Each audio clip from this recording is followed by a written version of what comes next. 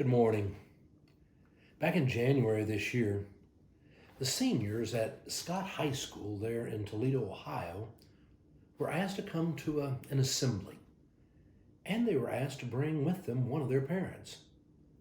Everyone, of course, wanted to know why, but all it was said was, well, it's a surprise. You can imagine how all these high school seniors felt. They got a parent, and one afternoon they came to the assembly. Those kids were really struggling. Scott High School is in one of the most disadvantaged areas of Toledo. Most of the kids there, almost all of the kids there, would never even think about going to college. It wouldn't be something that really would be their opportunity. It didn't mean they didn't have dreams. Just like Chris Rowland. Chris Rowland really wanted to go to college. He was somebody who made good grades. He was incredibly smart. But about a year before, his father had died in a house fire.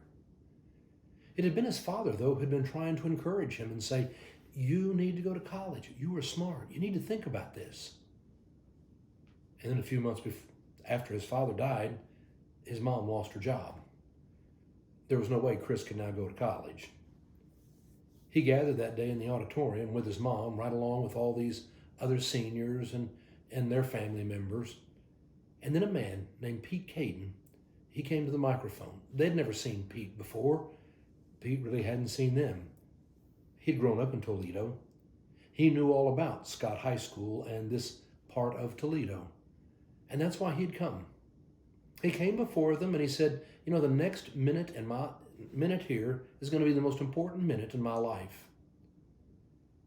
And then he said to them, I would like to give you college tuition, room, board, books, fees for free. Everyone who's sitting in this room is the gift I'd like to give you if you want it. Well, the people were stunned. Stunned. They were shouting and hollering, and then he said, well, I have one more thing.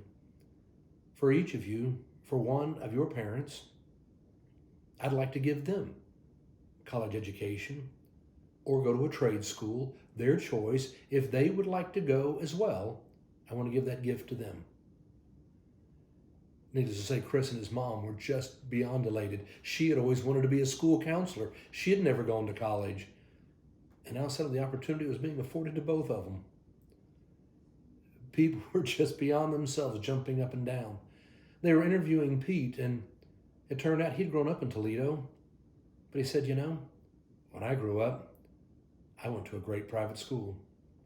I had all the opportunities before me. I was able to go to college. I was expected to go to college. It was no problem to afford. And then he went on, and he's an entrepreneur. He has started 3 businesses, sold them. He's been incredibly successful.